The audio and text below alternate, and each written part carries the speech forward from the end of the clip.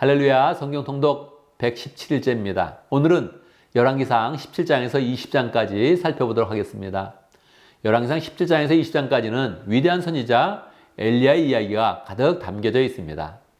열왕기, 즉 왕들이 기록된 그런 책인데 왜 엘리야의 이야기가 가득 담겨져 있을까요? 하나님은 육적인 그런 왕들보다 영적인 왕, 엘리야를 영적인 왕으로 삼아서 엘리야의 이야기를 가득 싣고 있는 것입니다. 우리도 영적인 왕이 되겠다, 이런 마음을 가지고 이 말씀을 묵상하면 좋겠습니다.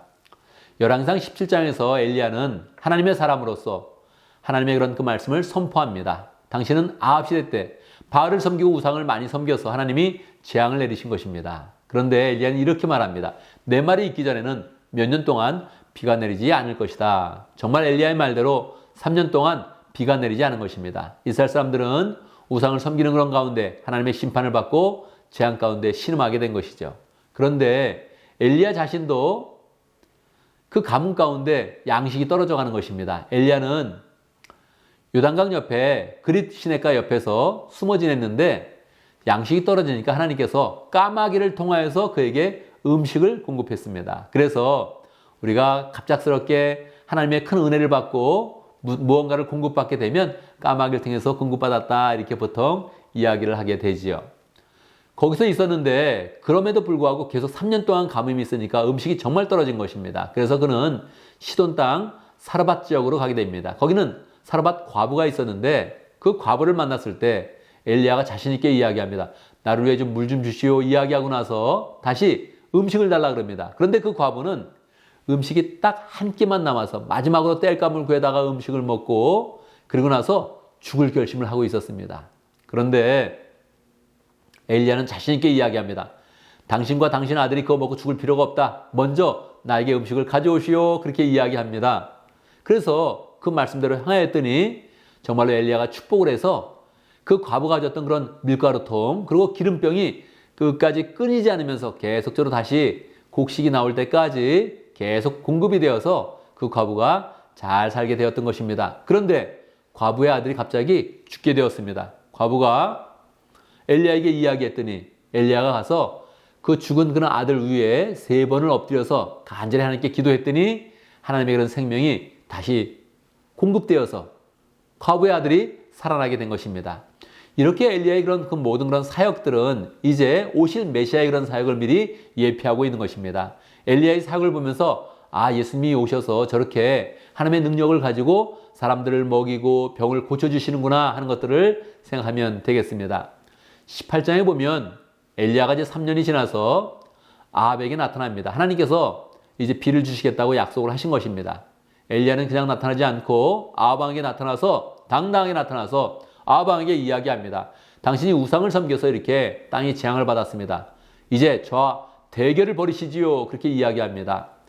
바알 선지자 450명 그리고 아세라 선지자 400명의 거짓 선지자들이 850명이나 있었는데 그 선지자와 대결을 벌이겠습니다. 그렇게 이야기한 것입니다. 그 선지자 옆에서는 왕도 있고 신하도 있고 군사들도 있고 엘리야 쪽에서는 한 사람만 있었죠. 백성들은 중간에서 이 상황을 보게 된 것입니다. 대결의 내용은 그렇습니다. 불을 사용하지 않고 양쪽에 제단을 쌓아서 불을 내리게 하자는 것입니다. 제단 위에 송아지가 있었는데 그걸 하자는 것입니다. 여러분, 이게 가능하겠습니까? 불이 없이 제단을 쌓아서 불이 내리게 하자는 것입니다. 바알과 아세라 선지자들이 먼저 열심히 기도했지만 이것은 이루어지지 않았습니다. 엘리야 차례가 되었죠. 엘리야는 어떻게 기도했을까요? 원래 말은 불을 내려주십시오, 그렇게 기도를 해야 되는데 엘리야는 그렇게 기도하지 않습니다. 하나님이 하나님이신 것과 이 백성이 하나님의 백성인 것을 알게 해주십시오. 하나님께서 지금까지 국류를 베풀어서 이 백성을 보호하고 있는 것을 나타내 주십시오, 이렇게 기도했더니 하늘에서 불이 내렸습니다.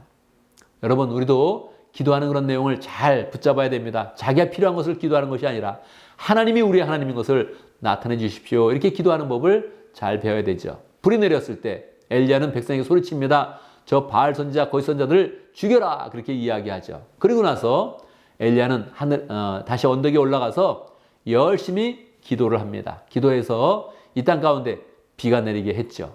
원래 하나님은 비를 주신다고 그랬는데도 엘리야는 다시 기도하면서 하나님의 그런 약속이 그대로 말씀 가운데 성취되도록 기도했습니다. 또한 기도할 때 백성들이 하나님께로 잘 돌아올 수 있도록 비만 내리는 것이 중요한 것이 아니라 백성의 마음이 돌아오도록 그렇게 기도를 했던 것입니다.